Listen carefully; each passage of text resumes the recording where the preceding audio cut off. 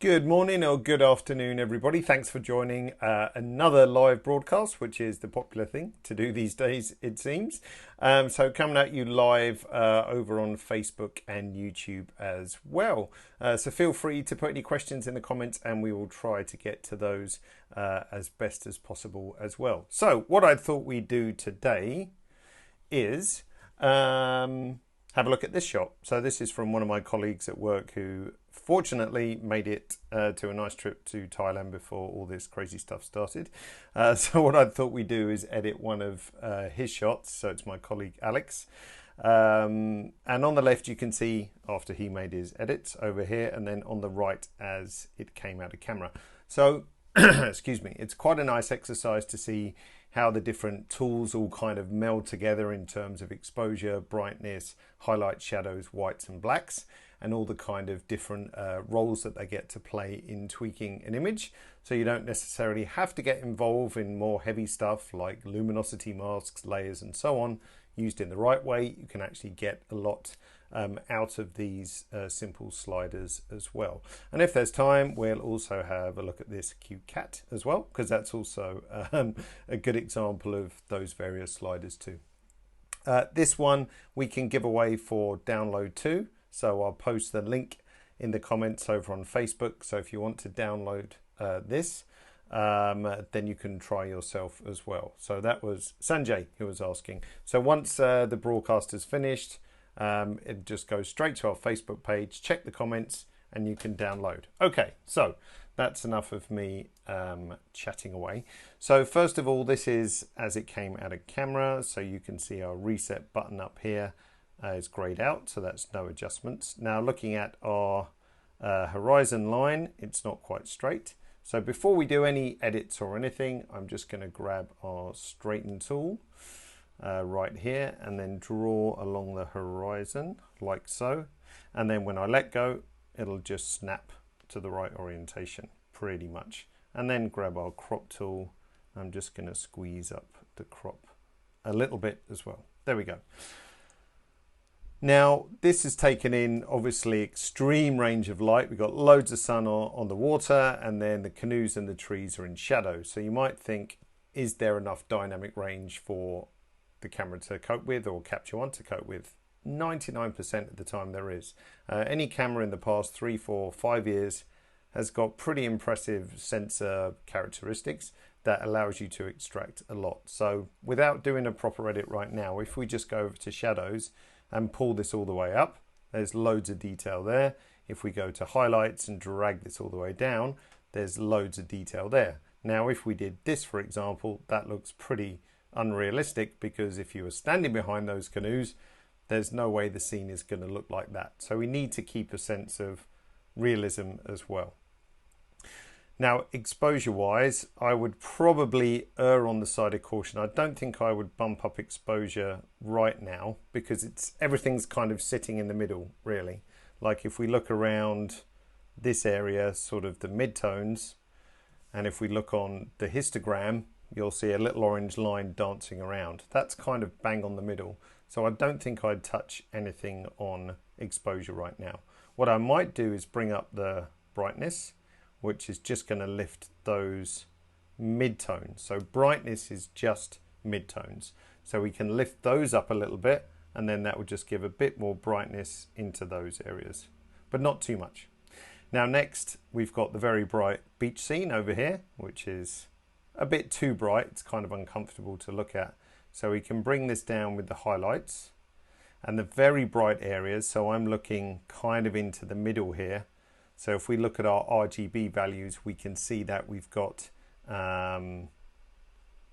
looking up here, we can see, it's right off the end of the scale. So this is the brightest part. Now I could just keep bringing the highlights down, but if we do that, we're going to end up with perhaps it's almost starting to look a little bit unrealistic. So you expect that to be brighter, so it should be a bit brighter. So let's just bring down the whites a little bit as well. Now the whites are the very brightest tones. So with a careful balancing between these two, and I don't want to go too dark, we can get, a nice compromise. So I'm pretty happy with that. If I hold my Alt key down and click on the reset button in the high dynamic range tool, then we can see just the improvement we've made there. So it's still believable. Now we can do the same thing with the shadows and the blacks.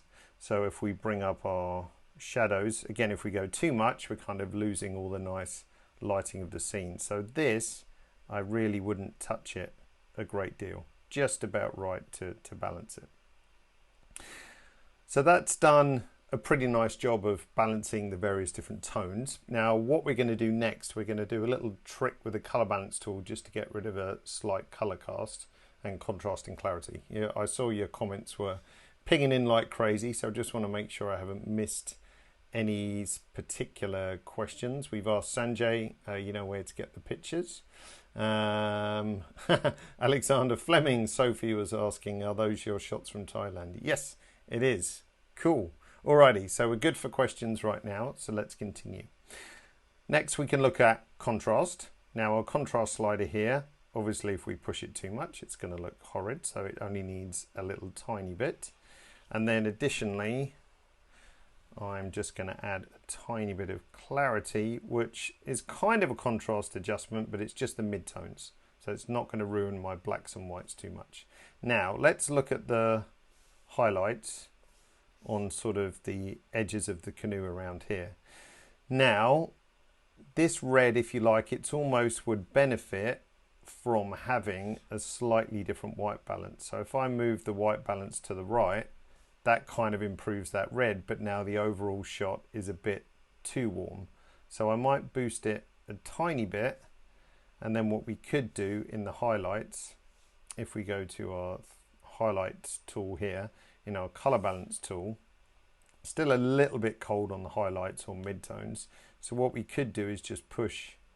So you see if I exaggerate what I'm doing here, I'm just adding a tint into the highlights. So it's a little bit cold there, so I just want to push this in a little bit of a direction just to kind of take out that color cast. Let's just hide our browser for a second. So that's not much of a correction, but remember the color balance tool, we looked at it in a live edit the other week, has two jobs. So it can be for creative color grading. So the shot we did of the car in Tokyo, the taxi in Tokyo, you can watch that again on our Facebook page. We use the color balance tool to kind of throw in a creative color grade, but the color balance tool is also good, especially in varied light conditions, is just for correction. So if your shadows are too cold but the midtones and highlights are fine, then you can just go the opposite in the color balance tool. So we can just tweak this as much as possible. Now if we thought the midtones were too warm, we could go in the opposite direction.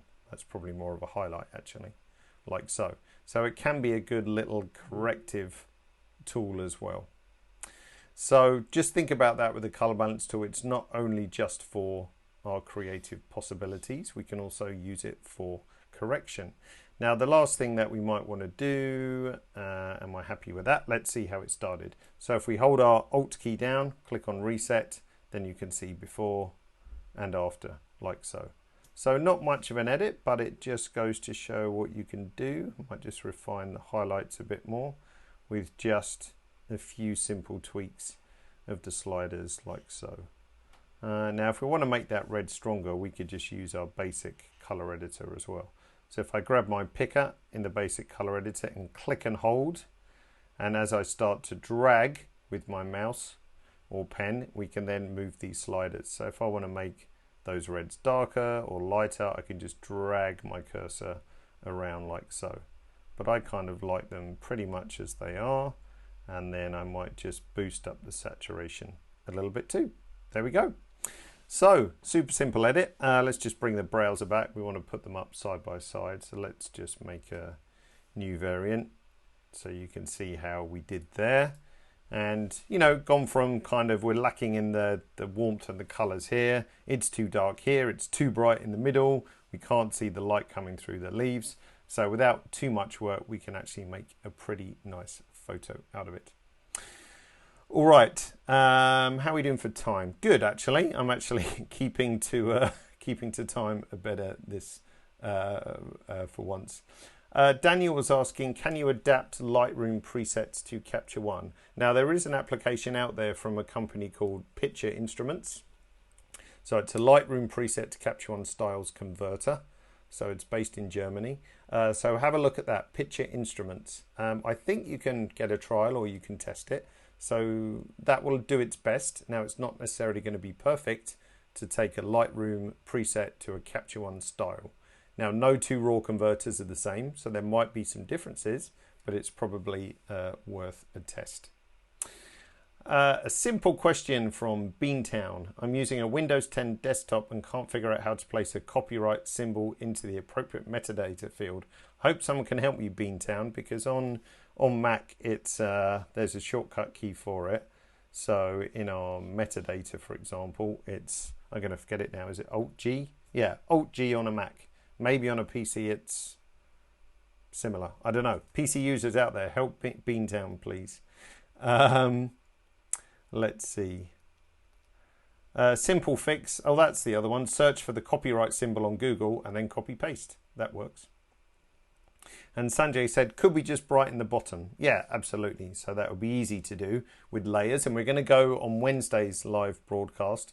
We're going to go a little bit deeper into layers as well. But if I just grab the gradient cursor tool over here in our layers palette, that will draw me a gradient, as you can see here. Now I could make that a little bit broader, like so. And then now, if I just show you with brightness perhaps, then we could just brighten up the bottom half a bit if we wanted to as well. So easily done, just with a simple gradient filter. So yes, oh there, thanks Kenneth, he's given Daniel a link to Picture Instruments over on YouTube, so give that a try.